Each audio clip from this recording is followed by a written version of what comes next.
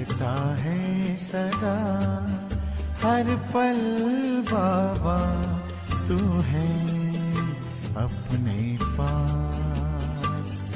लगता है सदा हर पल बाबा तू है अपने पास।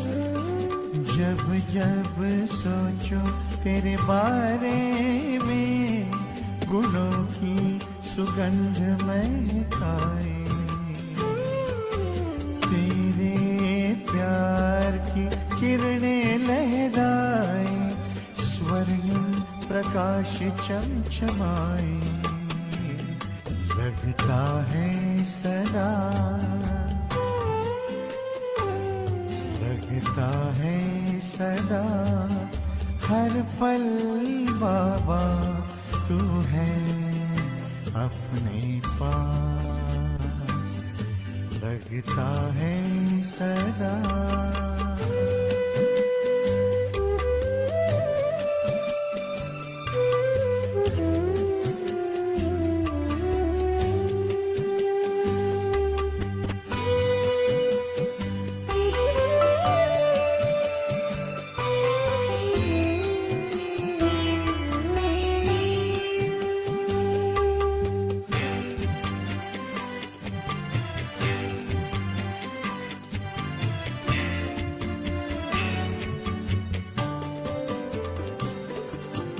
तेरी दिव्य शक्ति से हुआ है मेरा सफल जीवन। तेरी दिव्य शक्ति से हुआ है मेरा सफल जीवन।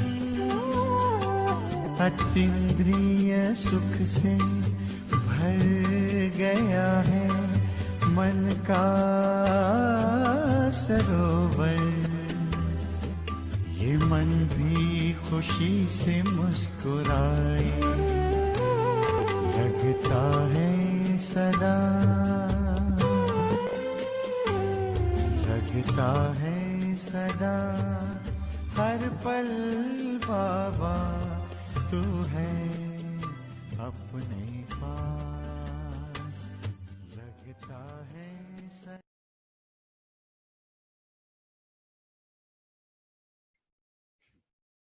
ओम शांति।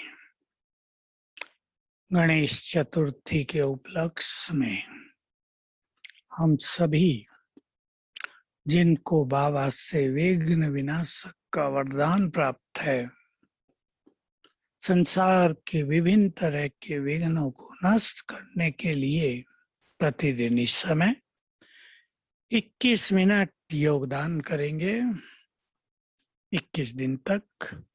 तो सभी बहुत ही तत्परता के साथ, सिंसियरली, ऑनेस्टली इसमें हिस्सा लें, क्योंकि ये संसार विभिन्न तरह के विघ्नों से घिरता जा रहा है और बहुत सारे विघ्न ऐसे हैं जिनका समाधान, उपचार किसी को कहीं दिखाई नहीं देता। रात को नींद ना आना, एक के बाद एक असफलता मिलना, नौकरियां छूट जाना, आर्थिक दृष्टि से बहुत दिक्कतें होने लगना, व्यापार ठप हो जाना, कर्ज हो जाना, बीमारियां आ जाना, असाध्य रोग हो जाना, परिवार का खेल बिगड़ जाना, भिन्न भिन्न तरह के विघ्न मनुष्य को अपने जाल में जकड़ते जा रहे हैं। ईश्वरीय ज्ञान के द्वारा, योग की शक्ति के द्वारा और हमारे वाइब्रेशंस के द्वारा हम दूसरे मनुष्य आत्माओं को बहुत मदद कर सकते हैं। मैं थोड़े में आपको कह दूं, दूसरों के विघ्न वही हर सकते हैं जो लंबा काल निर्विघ्न जीवन जिए हों। इसका अर्थ ये नहीं कि विघ्न आते नहीं, विघ्न आएंगे, लेकिन हमारी स्थिति विघ्नों के वश न हो गई हो, विघ्नों के वश होकर हमने स्थिति बिगाड़ न ली हो। इसको कहते हैं निर्विघ्न स्थिति। दूसरा, विघ्न वही हट सकते हैं जिनके पास प्योरिटी का बल हो। तीसरा विघन वही हट सकते हैं जो ईश्वरीय शक्तियों से भरपूर हों, शक्तिशाली हों। शक्तियों के वाइब्रेशंस, प्योरिटी के वाइब्रेशंस, हमारी शुभ भावनाओं के वाइब्रेशंस दूसरों को विघ्नों से मुक्त करेंगे। तो चलें आज हम उसकी प्रैक्टिस करते हैं। पहले हम वतन में जाकर, सूक्ष्म वतन में जाकर बाप दादा से वरदान लेंगे और फिर उन वरदानों का, उस वरदान का प्रयोग करते हुए संसार को सकाश देकर निर्विघ्न रहने का बल प्रदान करेंगे। और जो विघ्न उनके पास आ गए हैं वे नष्ट हों, ये संकल्प करेंगे। चलिए, मैं आत्मा सूक्ष्म शरीर में विराजमान फरिश्ता,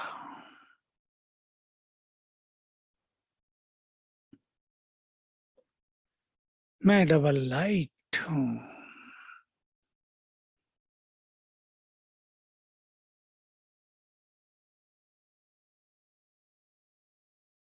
लाइट हाउस माइट हाउस हूं।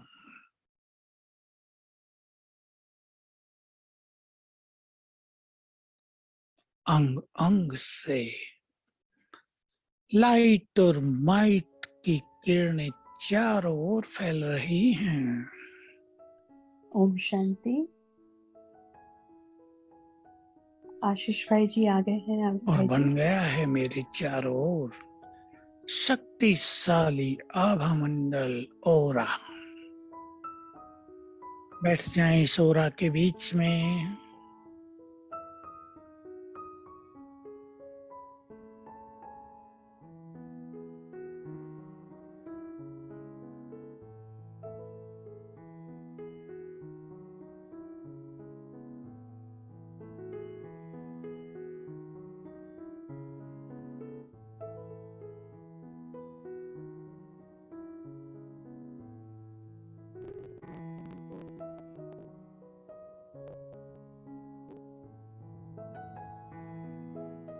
अब मैं फरिश्ता उड़ चला सूक्ष्म लोक,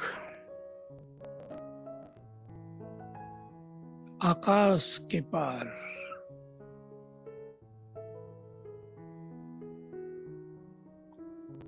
ये फरिश्तों की दुनिया,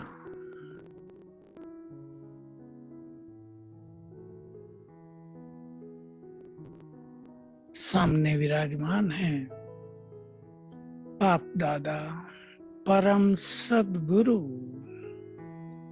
वरदाता।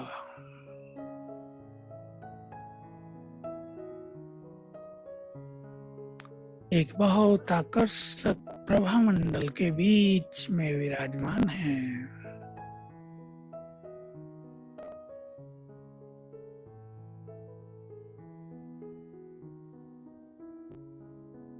मुझे दृष्टि दे रहे हैं।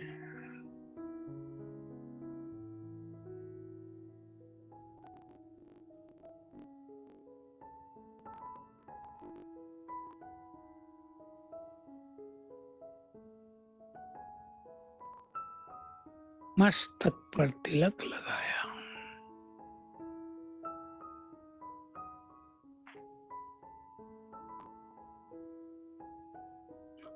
और वरदान दिया, बच्चे विघ्न विनाशक भव।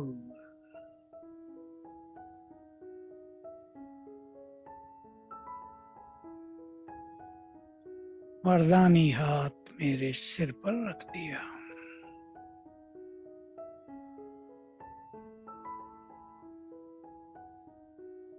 ओम शांति। शेरू भाई जी टाइम हो गया है। आशीष भाई आई है जी। Thank you.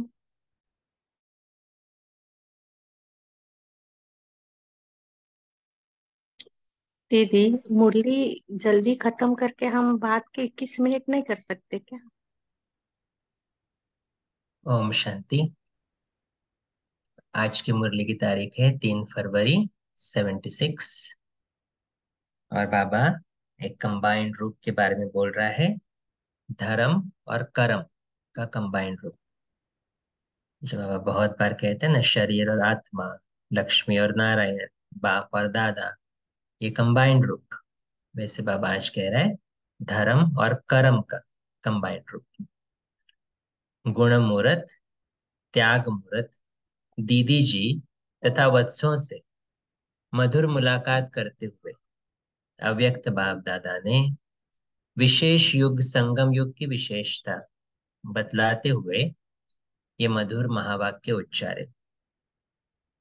बाबा कहता, आजकल की दुनिया में धर्म और कर्म दोनों ही विशेष गाए जाते हैं। धर्म और कर्म ये दोनों ही आवश्यक है, लेकिन आजकल धर्म वाले अलग, कर्म वाले अलग हो गए हैं। कर्म वाले कहते हैं कि धर्म की बातें नहीं करो, कर्म करो। लौकिक में भी कहते हैं ना, वर्क इज वर्शिप। तो बाबा कहते हैं जो कर्म करने वाले लोग होते हैं वो धर्म की बातें नहीं करेंगे, और धर्म वाले कहते हैं हम तो है ही कर्म सन्यासी। लेकिन ये तो लौकिक के हिसाब से, लेकिन संगम पर ब्राह्मण धर्म और कर्म को कंबाइन करते हैं। तो सारे दिन में धर्म और कर्म कंबाइंड रूप में रहते हैं। धर्म का अर्थ है दिव्य गुण धारण करना। धर्म माना धारणा ना, तो कर्म करते हुए वो धारणा दिखाई दे, इसलिए बाबा कहते हैं धर्म और कर्म का कंबाइंड। सब प्रकार की धारणाएं, ज्ञान स्वरूप की, दिव्य गुणों की, व याद स्वरूप की धारणा, कोई भी धारणा उसको धर्म कहते हैं।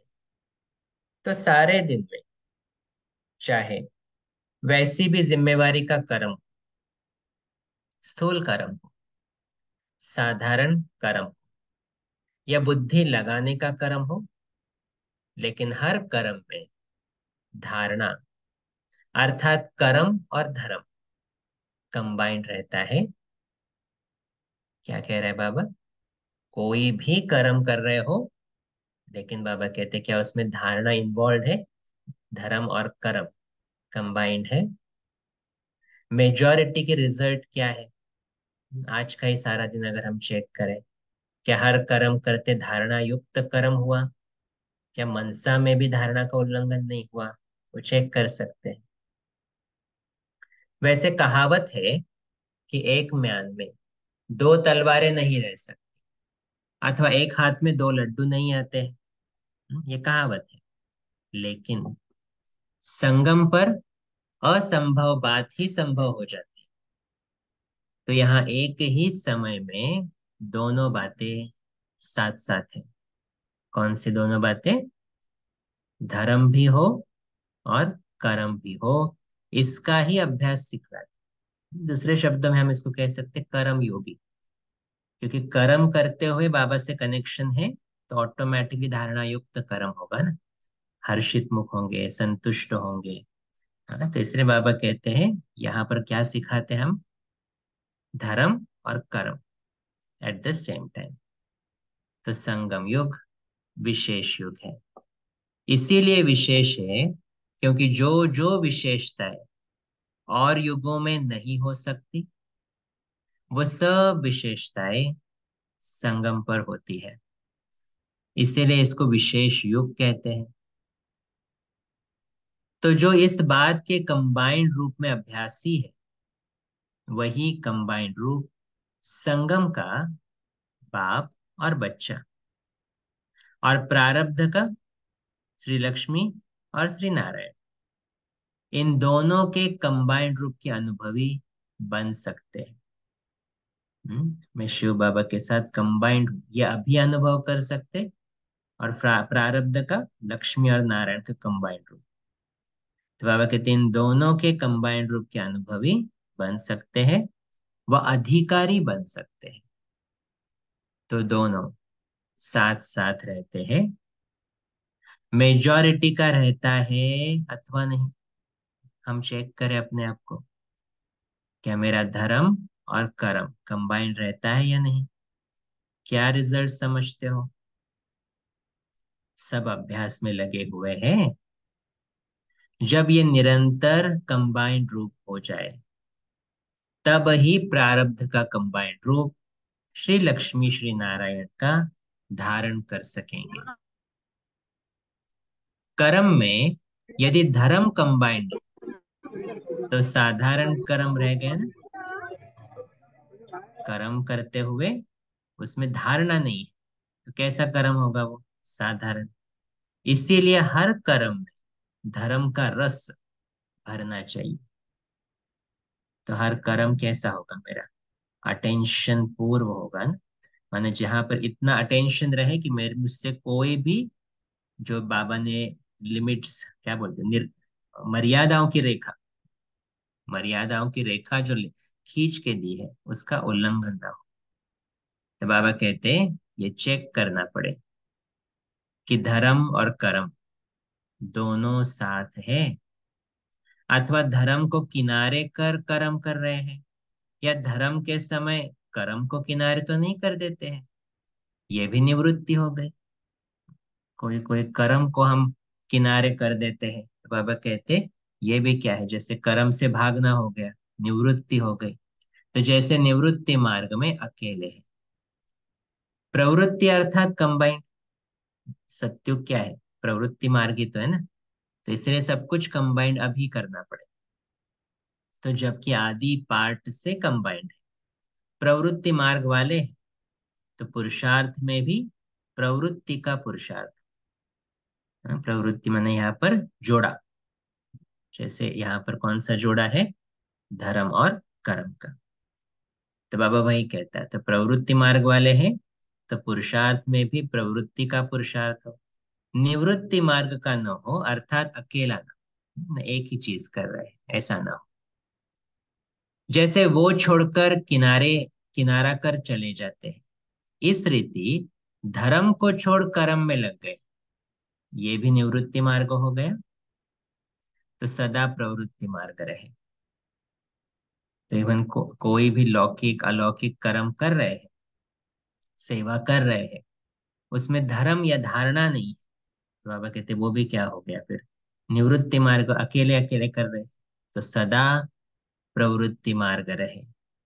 ऐसा अभ्यास जब सबका संपन्न हो जाए, तब समय भी संपन्न हो, क्योंकि प्रवृत्ति मार्ग के संस्कार पुरुषार्थी जीवन में भरने हैं। जहां पर जा रहे हैं वो संस्कार अभी भरने हैं। इसलिए बाबा ने आज धर्म और कर्म का बैलेंस हमें सिखाया। तो अभी से ये कंबाइंड रूप के संस्कार नहीं भरेंगे तो वहां कैसे होंगे? वंडरफुल प्रवृत्ति मार्ग है ना।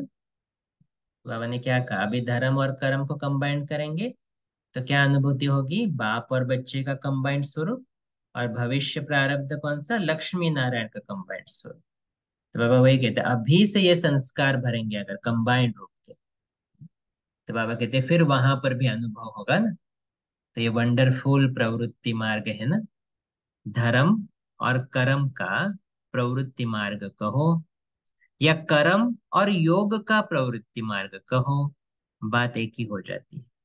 क्योंकि वही तो ना कि कर्म योगी है, हर कर्म करते बाबा से कनेक्शन में है, बाबा की श्रीमत को बुद्धि में लाकर फिर कर्म कर रहे हैं।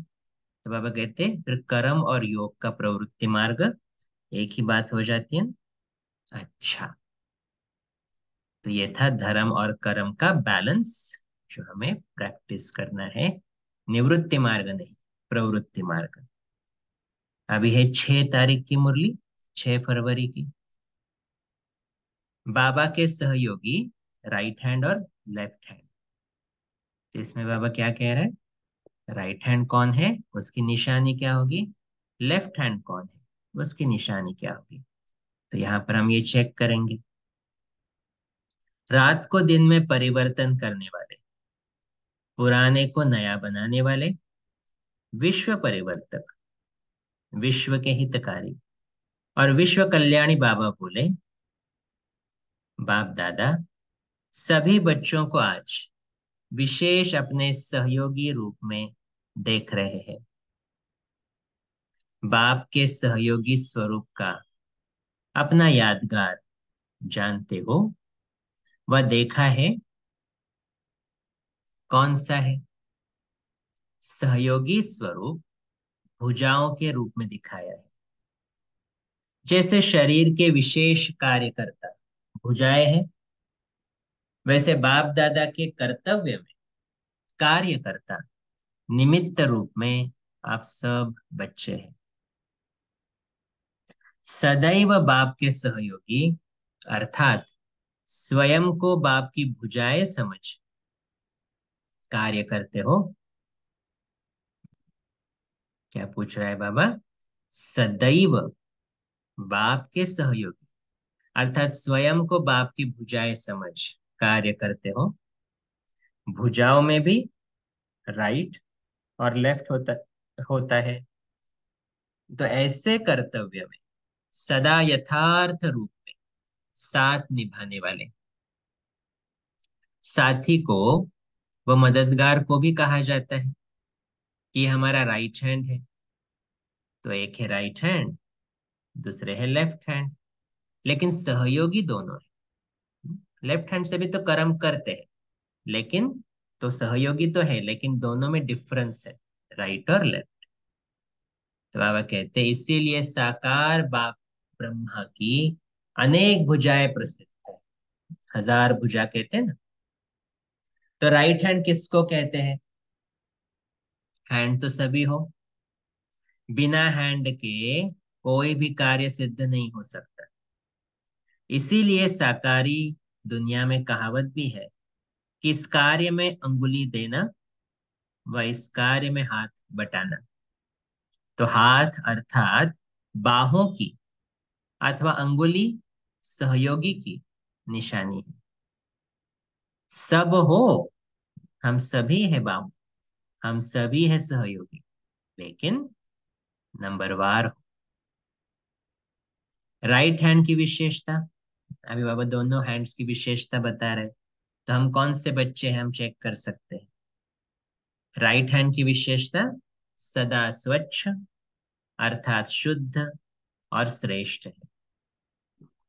जैसे कोई भी श्रेष्ठ व शुद्ध कार्य शरीर के राइट हैंड द्वारा ही किया जाता है, ऐसे बाप दादा के सहयोगी राइट हैंड सदा बोल में, कर्म में और संपर्क में श्रेष्ठ और शुद्ध अर्थात प्योर रहते हैं।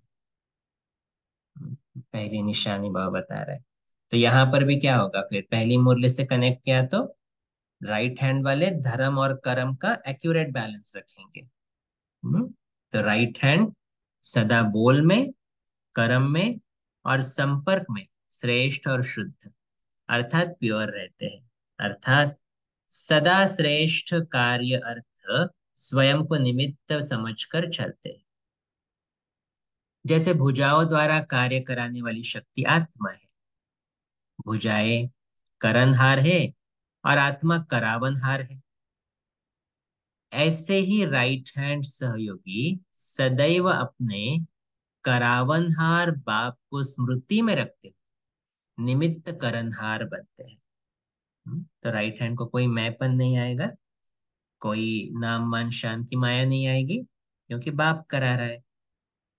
तो स्वयं को करावनहार नहीं समझते, राइट हैंड स्वयं को करावनहार नहीं समझते। इसीलिए उनके हर कर्म में न्यारेपन, निरहंकारीपन और नम्रतापन के नवनिर्माण की श्रेष्ठता भरी हुई होगी। हर सेकंड, हर संकल्प संपूर्ण पवित्र अर्थात स्वच्छ होगा।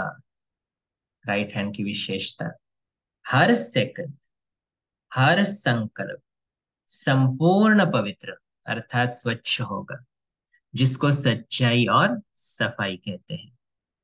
राइट हैंड विशेष शक्तिशाली होते हैं। वैसे कोई भी विशेष बोझ उठाने के लिए राइट हैंड ही उठाया जाता है। ऐसे राइट हैंड सहयोगी आत्मा सदैव विश्व कल्याण, विश्व परिवर्तन के कार्य की जिम्मेवारी का बोझ अर्थात रिस्पॉन्सिबिलिटी अति सहज रीति से उठा सकते हैं। अर्थात वे अपने को रिस्पॉन्सिबल अनुभव करेंगे, सदा मास्टर सर्वशक्तिवान की स्थिति अनुभव करेंगे। विश्व कल्याण के लिए मैं जिम्मेवार हूं, लेकिन जब कार्य करते तो कौन सी भावना होगी, कौन सी स्मृति होगी? करावनहार बाबा करा रहा है, तो मैंपन नहीं, न्यारापन है, निरहंकारीपन है। इसलिए मास्टर सर्वशक्तिवान की स्थिति भी अनुभव करेंगे।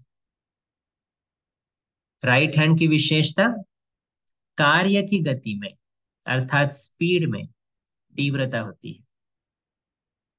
ऐसे ही राइट हैंड सहयोगी आत्मा भी हर सब्जेक्ट की धारणा में व प्रैक्टिकल स्वरूप को लाने में तीव्र पुरुषार्थी होंगे, सदा एवर रेडी होंगे।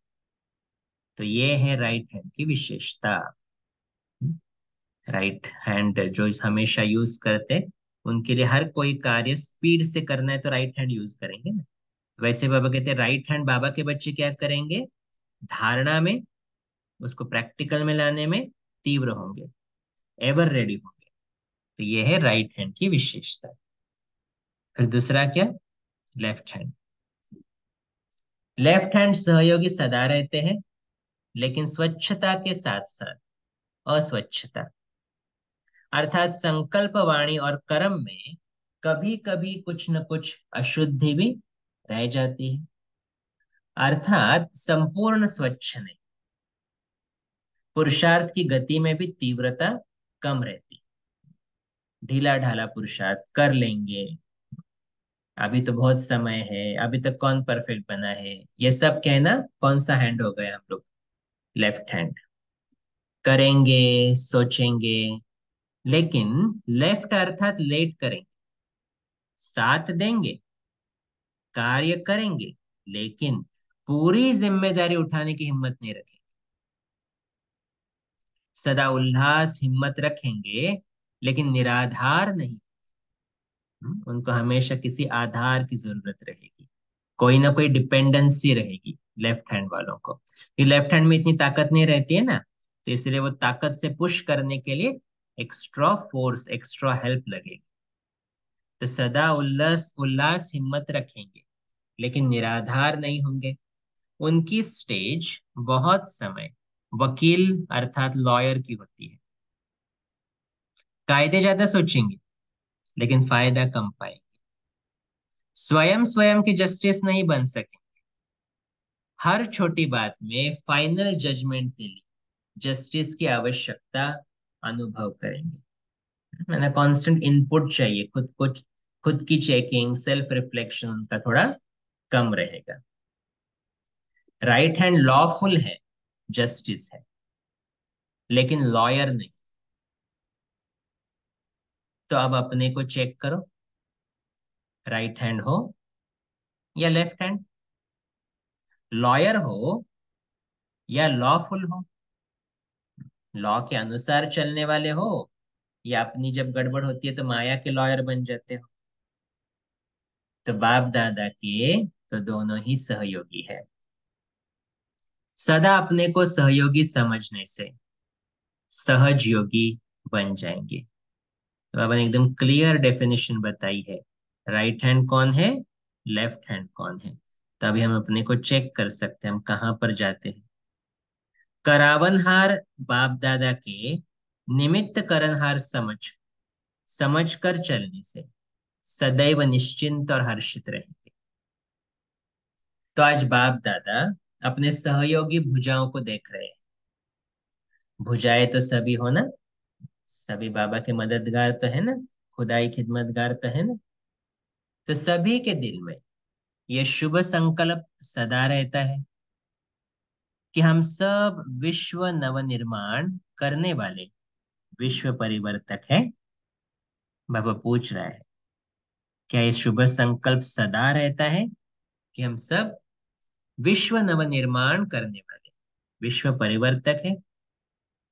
विश्व के परिवर्तन के पहले स्वयं का संपूर्ण परिवर्तन किया है।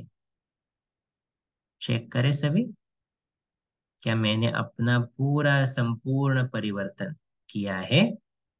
जितना स्वयं के परिवर्तन में कमी होगी, उतना ही विश्व परिवर्तन की गति कम होगी। स्वयं के परिवर्तन से ही समय का परिवर्तन कर सके। स्वयं के परिवर्तन से ही समय का परिवर्तन कर सकेंगे। स्वयं को देखो तो समय का मालूम स्वतः ही पड़ जाएगा। परिवर्तन के समय की घड़ी आप हो। अगर हम चाहते हैं जल्दी जल्दी बाहर का परिवर्तन हो, जल्दी जल्दी सत्युग आए, तो क्या हो जाएगा? तो मुझे फास्ट करना पड़े, मुझे रेडी बनना पड़े उसके लिए। इसलिए बाबा कहते हैं खुद का परिवर्तन फास्ट तो बाहर का भी फास्ट होगा। मैं ढीला ढाला हूं, लेफ्ट हैंड हूं, तो फिर बाहर की परिस्थितियां भी स्लोली चलेगी।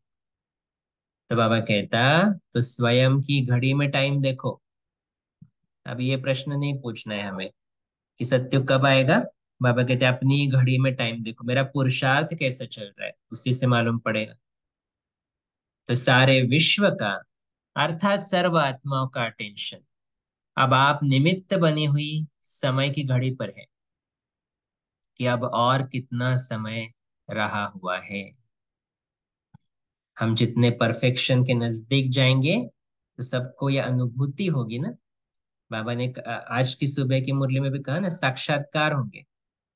तो अगर मैं परफेक्शन की ओर जाऊंगा तो साक्षात्कार मूर्त बन जाऊंगा, तो लोगों को भी समझ में आएगा कि आ गया अभी वो सत्युग। बाबा ने आज कहा ना, धीरज धर मनुआ। तो बाबा आज वही कह रहे हैं कि जब आप, तो सर्व आत्माओं का अटेंशन अब आप निमित्त बनी हुई समय की घड़ी पर है कि अब और कितना समय रहा हुआ है। इसीलिए इस पुरानी दुनिया के समय को समाप्त करने के निमित्त स्वयं को समझते हुए स्वयं को संपन्न बनाओ। समझा? अच्छा, ऐसे विश्व परिवर्तक, रात को दिन में परिवर्तन करने वाले, पुराने को नया बनाने वाले, बाप दादा के श्रेष्ठ सहयोगी अर्थात सदा सहजयोगी। ऐसे सदा विश्व के हितकारी, विश्व कल्याणी श्रेष्ठ आत्माओं को बाप दादा का याद प्यार और नमस्ते। और हम रूहानी बच्चों की भी बाप दादा को याद प्यार, गुड नाइट और नमस्ते। इस वाणी का सार 4 पॉइंट से अपने को चेक करो। पहला पॉइंट कि राइट हैंड हो या लेफ्ट हैंड हो, लॉयर हो या लॉफुल हो, सदा अपने को सहयोगी समझने से सहज योगी बन जाएंगे। करावनहार बाबा के निमित्त स्वयं को करनहार समझकर चलने से सदैव निश्चिंत और हर्षित रहेंगे। दूसरा पॉइंट है स्वयं के परिवर्तन से समय का परिवर्तन कर सकेंगे।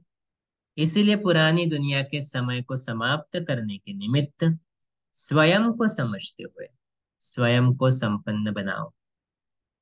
तीसरा पॉइंट, जो बच्चे करावनहार बाप को स्मृति में रखते हो निमित्त करनहार बनते हैं, उनके कर्म में न्यारेपन और निरहंकारीपन और नम्रतापन तथा नवनिर्माण की श्रेष्ठता भरी हुई होगी। चौथा पॉइंट, विश्व के परिवर्तन के पहले स्वयं का संपूर्ण परिवर्तन करना है। जितनी स्वयं के परिवर्तन में कमी होगी, उतनी ही विश्व परिवर्तन की गति कम होगी। अच्छा, ओम शांति। 1 मिनट साइलेंस, फिर उसके बाद पॉइंट शेयर करें।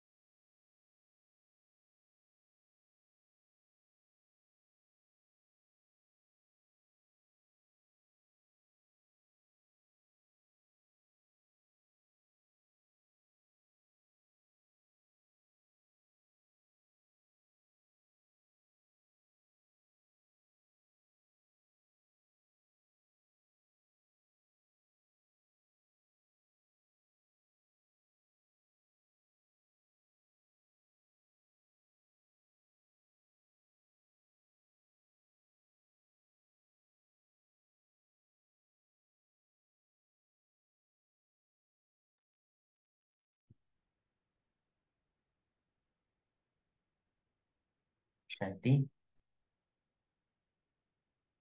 किसी को पॉइंट शेयर करने हैं? पहली 3 फरवरी की थी और 6 फरवरी, दोनों में से कोई भी पॉइंट्स शेयर कर सकते हैं।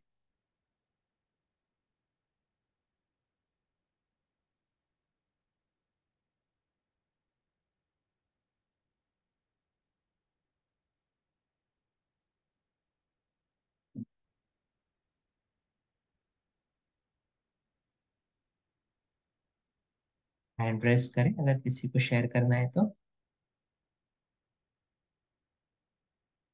ओके, 3 फरवरी के पहले करेंगे मुरली।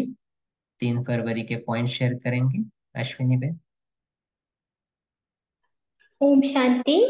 भाई जी, आज बाबा बोलते हैं कि हमें दो कर्म में ध्यान देना है, एक कर्म और एक धर्म के कर्म में। कोई भी काम करते इन दोनों में हमें ध्यान देना है। अगर कर्म को किनारा करेंगे तो हम निवृत्ति में जाएंगे, अगर धर्म करते वक्त कर्म को किनारा करेंगे तो हम निवृत्ति में जाएंगे। दोनों साथ साथ रहेंगे तो हम प्रवृत्ति में रहेंगे, कर्म और धर्म। ओम जी, शांति। Okay, very good. अच्छा, और कोई 3 फरवरी की मुरली? सती बहन। ओम शांति भाई जी। बाबा ने कहा है मेरा धर्म और कर्म कंबाइंड है। हर कर्म में धर्म का रस होना चाहिए। तो बाबा ने कहा है चेकिंग करना है, धर्म कर्म साथ है। ओम शांति। वंडरफुल। धर्म और कर्म साथ है, ये चेक करना है। नीलम बहन। ओम शांति भाई जी।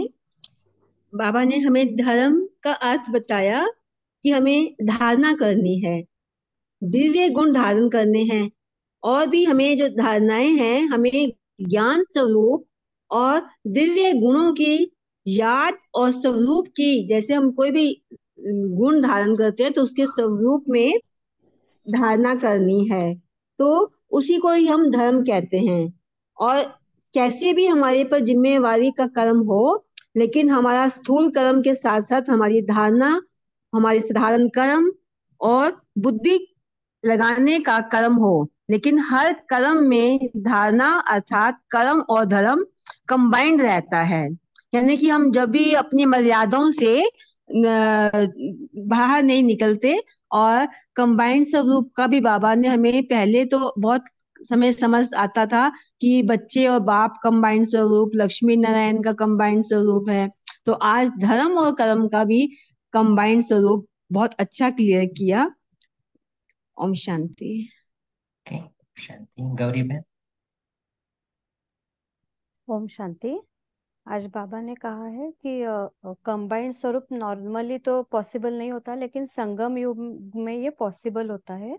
हमें कर्म या धर्म एक ही चीज नहीं धारण करनी है। मीन्स कर्म करते वक्त धर्म को बाजू में रखे या धर्म करते वक्त कर्म को बाजू में रखे, ये नहीं करना है। और कर्म करते हुए बाबा को याद करते धर्म भी कर हो सकता है। ओम शांति। अनीता बहन। ओम शांति भाई जी। बाबा ने आज जो कंबाइंड स्वरूप को बताया है कि ये प्रवृत्ति वालों का वंडरफुल मार्ग है, क्योंकि इसमें धर्म और कर्म दोनों ही साथ साथ होंगे। ये जैसे कि मतलब बाबा ने आज इसमें ये भी कहा कि कर्म में योग होगा तो वो हमारा धर्म और कर्म प्रवृत्ति मार्ग कहलाएगा। जी। अगर हमारा योग नहीं है या धर्म नहीं तो वो फिर हमारा साधारण कर्म हो जाएगा। तो इसलिए हमें अभी संस्कार भरने हैं ये सुख धाम में जाने के लिए। अगर हमारे संस्कार नहीं भरे गए तो हम वहां नहीं जा पाएंगे। ओम शांति। Very good. सरिता बहन। ओम शांति भाई जी। आज बाबा ने बोला संगम युग पे ही एक ऐसा युग है जिसमें कोई भी असंभव संभव हो जाता है। तो बाबा ने फिर अलग अलग कंबाइंड स्वरूप बताया। फिर विशेष बाबा ने बोला कि धर्म सत्ता और राज्य सत्ता है, ये संगम पे ही तुम सीखते हो, और फिर सतयुग में और त्रेता युग में रहता है, और द्वापर में फिर द्वापर दो पुर हो जाते हैं, धर्म सत्ता अलग हो जाती है, राज्य सत्ता अलग हो जाती है। जी। तो आज विशेष बाबा ने इसी पे अटेंशन करवाया। ओम शांति। ओके, कविता बहन। ओम शांति भाई जी। बाबा ने संगम युग की विशेषता को बताया कि ये विशेष संगम युग है हमारा, जिसमें बाप और बच्चे का मिलन है। और आगे चल के प्रवृत्ति मान बताते हुए बाबा ने बोला कि ये लक्ष्मी नारायण का सम्मान स्वरूप है, और धर्म और कर्म दोनों को साथ रखे कि हम प्रवृत्ति मार्ग को अच्छे से बना। ओम जी। शांति। ओके, और कोई? Brother, I have few questions. Hmm. Um, जैसे बाबा ने कहा कि धारणा है ज्ञान स्वरूप की, दिव्य गुणों की व याद स्वरूप की धारणा, ये तीनों साथ में कैसे हो सकता है? हाँ, तो बेसिकली बाबा ने वही कहा कि हर कर्म करते धर्म, तो इन तीनों में से जो धारणाएं हैं, तो जैसे एक सिंपल धारणा बाबा ने कहा है कि हर्षित मुख रहो। तो क्या हर कर्म करते मैं हर्षित मुख रहता हूँ? अगर मेरा मन उदास है, कर्म तो कर रहा हूँ, इवन सेंटर पर सेवा भी कर रहा हूँ, मन उदास है, तो वहां पर धारणा का तो उल्लंघन हो रहा है ना, क्योंकि वो मेरी धारणा नहीं है। तो वहां पर कर्म हो रहा है, लेकिन धर्म में नहीं चल रहे हैं, धारणाओं में नहीं चल रहे हैं। तो इसलिए बाबा ने उसको क्या कहा, फिर निवृत्ति मार्ग कहा। और फिर ऐसे ही बाबा कहते हैं कि चेक करो कि कहाँ कहाँ पर हमारी ये सूक्ष्म धारणाएं उल्लंघन होती है। स्थूल धारणाएं तो हम मेजोरिटी फॉलो करते हैं, लेकिन ये सूक्ष्म धारणाएं जो है ना, जहाँ फीलिंग्स में आते हैं, जहाँ टेंशन हो जाता है, अरे मैं कर सकूंगा या नहीं, तो यहाँ पर हमारा कहीं ना कहीं धर्म चला जाता है, सिर्फ कर्म होता है।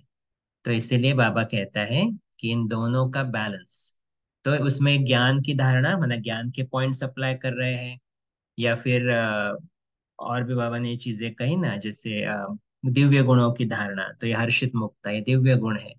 तो ऐसे हम अपने को चेक करें इसमें कि हर्षित और मुख दूसरा है, क्वेश्चन, दिव्य। जी बोलिए। गो गो है। हाँ, तो हर्षित मुख है, ये दिव्य गुण है, लेकिन उसके साथ ज्ञान भी तो चाहिए ना, कहाँ पर कैसे हर्षित मुक्ता यूज करनी है। तो ये भी अंदर ही अंदर अगर मंथन करेंगे, तो फिर वो प्रैक्टिकल में दिखाई देगा। अच्छा, और बाबा ने कहा सदा प्रवृत्ति मार्ग रहे, जी। तो ये प्रवृत्ति मार्ग समझ में नहीं आया था। प्रवृत्ति मार्ग मीन्स फैमिली पाथ, तो फैमिली पाथ में जनरली युगल रहता है, हस्बैंड एंड वाइफ कपल रहता है। तो आज बाबा ने जो कपल बताया वो है धर्म और कर्म। अगर सिर्फ धर्म के पीछे जा रहे माना अकेले अकेले चल रहे, कर्म के पीछे जा रहे तो अकेले अकेले, तो इसके लिए बाबा ने कहा निवृत्ति मार्ग है वो, अकेला रहना। लेकिन प्रवृत्ति माने फैमिली के साथ रहना, तो फैमिली में मिनिमम दो लोग लगेंगे ना। तो धर्म और कर्म ये फैमिली है, प्रवृत्ति मार्ग है। इसलिए बाबा ने कहा हर वक्त धर्म और कर्म साथ रहे, तो आप अनुभव कर सकोगे बाप और बच्चे का कंबाइंड रूप, और फिर अनुभव कर सकेंगे लक्ष्मी और नारायण का कंबाइंड रूप, वो भी तो प्रवृत्ति मार्ग है। तो सत्युग में तो कोई कुमार कुमारी रहेगा नहीं ना, वहां पर तो सबकी शादी हो जाएगी, वहां पर तो कोई सन्यासी भी नहीं रहेगा। तो सत्युग कौन सा मार्ग है, प्रवृत्ति मार्ग है। इसलिए बाबा आज उसको कंपेयर कर रहा है, और बाबा कह रहा है यहाँ पर भी आपको वह धर्म और कर्म को कंबाइन कर प्रवृत्ति मार्ग को इम्प्लीमेंट करना है, धारण करना है, तो वहां प्रवृत्ति मार्ग में आप चले जाए। ओके। इसीलिए बाबा कहते हैं कि धर्म करते कर्म छूट जाता है और कर्म करते धर्म एग्जैक्टली, छूट जाता है। Exactly, yes. वो प्रवृत्ति मार्ग नहीं है, जी जी। मीन्स आपका भाई कंबाइन जी स्वरूप। आवाज कट रहा है। क्या हुआ? नीलम बहन आप कुछ बोल रहे हैं?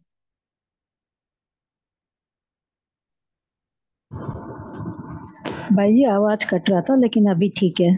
Okay okay. अच्छा ओके। अच्छा ठीक है, तो समझ गया हूँ, आपका ब्रेक हो रहा था आवाज ना।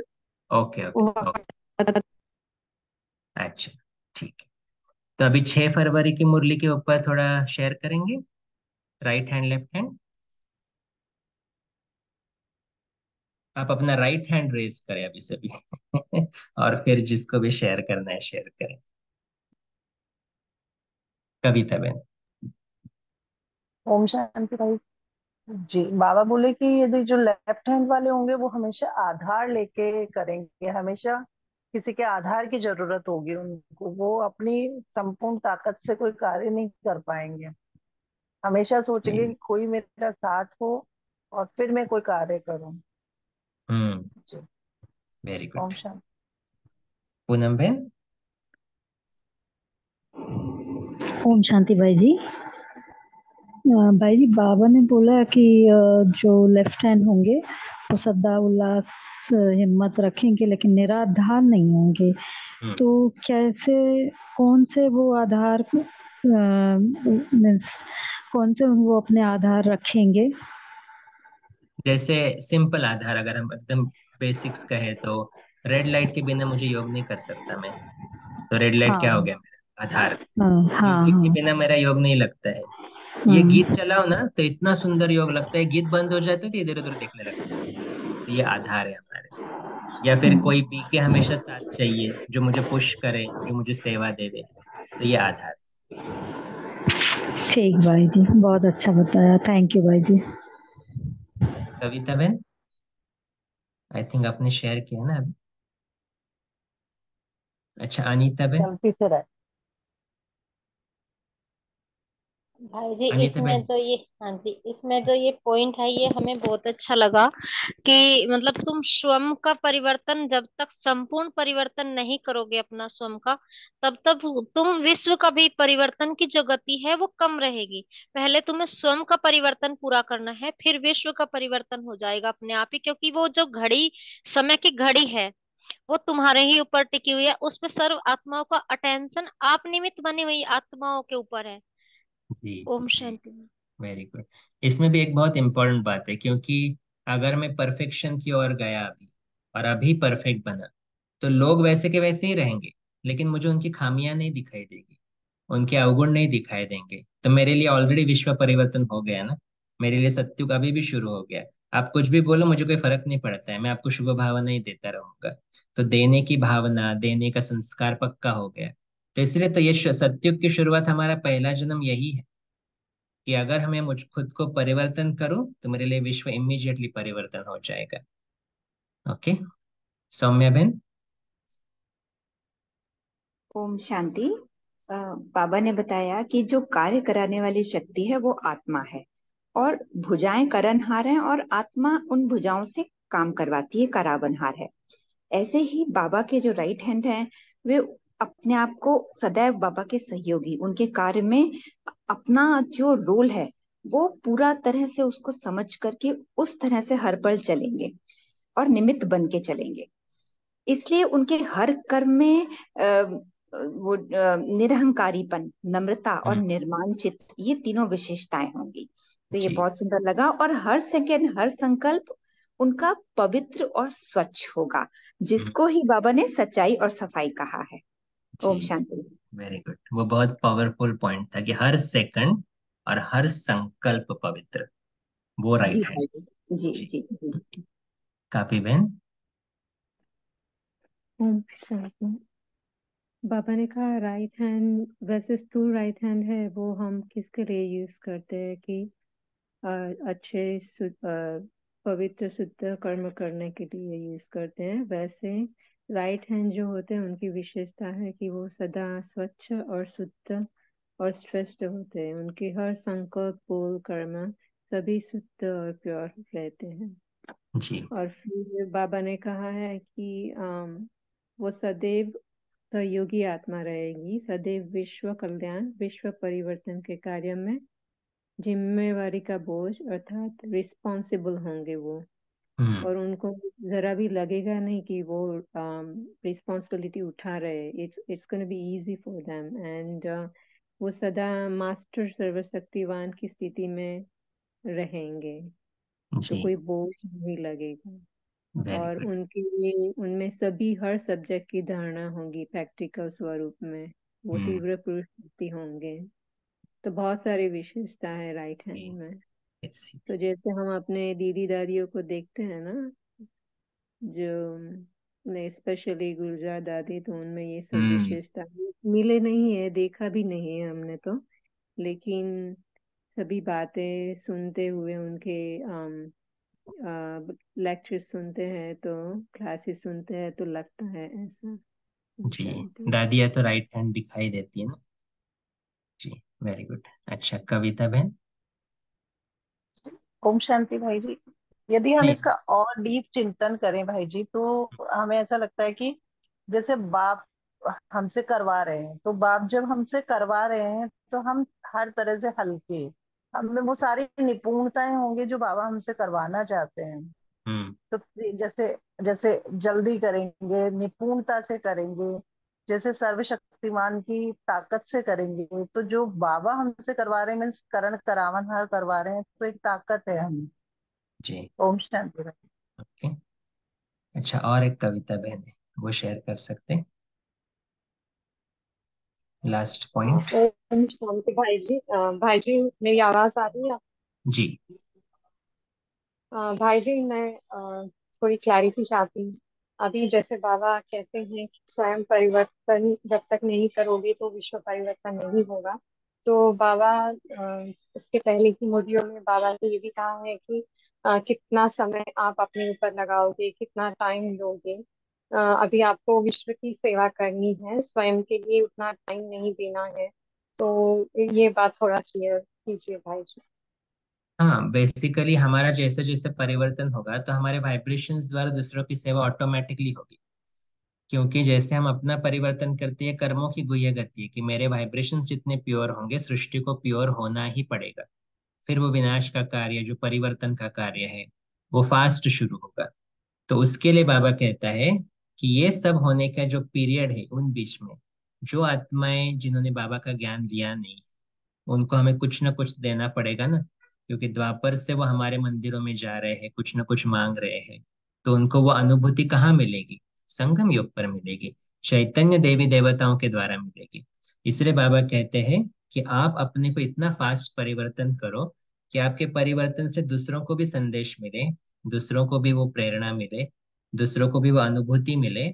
और फिर इस सारे प्रोसेस में फिर जो प्योर वाइब्रेशंस होते जाएंगे, उससे जो परिवर्तन का समय है वो और नजदीक आता जाएगा। तो ये साइमल्टेनियस प्रोसेस चलेगी दोनों, हमारा परिवर्तन, उसके साथ साथ दूसरों की सेवा, और उसके साथ साथ फिर विश्व का परिवर्तन। ये सब साइमल्टेनियस चलेगा। ओके, टाइम हो गया है अभी, तो हम अभी 3 मिनट योग करेंगे साइलेंस में। हाँ भाई जी, पहले फोन लॉन्च कर लेते, फिर आप हाँ जी। होमवर्क दीजिए और फिर लास्ट में हम योग करेंगे। ओके। तो सभी अपने मेन स्क्रीन पर रहेंगे।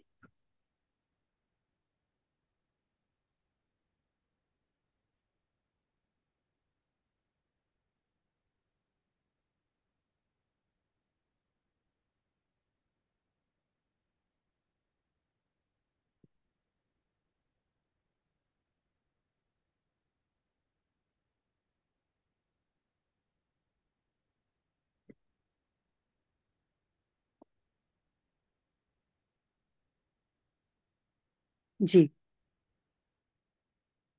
ओके, तो होमवर्क आज हम वही करेंगे जो बाबा ने धर्म और कर्म का बैलेंस बताया है। तो आज हम सिर्फ सारे दिन में नेक्स्ट 24 आवर्स कर्म योगी का अभ्यास पक्का करेंगे। कि हर कर्म का, जैसे आज सुबह साकार मूल्य में बाबा ने बताया ना, भोजन बनाते हुए, खाते हुए, मशीन चलाते हुए, मक्खन निकालते हुए, क्या बाबा को याद करते हो? और बाबा को याद करते करते उसकी कौन सी धारणा उस कर्म में लानी है, वो भी इम्पोर्टेंट है। कि ऐसे नहीं मैं शिव बाबा भी कह रहा हूँ, शिव बाबा की स्मृति भी है, लेकिन फिर टेंशन आ रहा है। तो ये नहीं होना चाहिए। तो कर्म योगी का अभ्यास हम पूरा दिन करेंगे, 24 आवर्स पूरे कर्म पर सूक्ष्म से सूक्ष्म में जाकर अटेंशन दें। ओके। ओम शांति। 3 मिनट साइलेंस।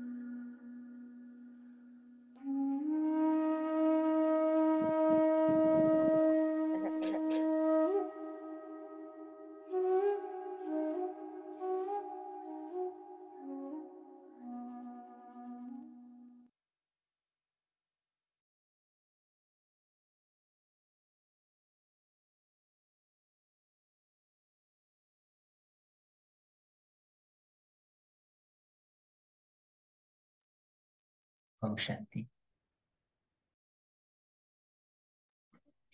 ओम शांति भाई जी, ओम शांति बाबा, थैंक यू। ओम शांति। गुड नाइट बाबा, शुक्रिया बाबा। ओम शांति भाई।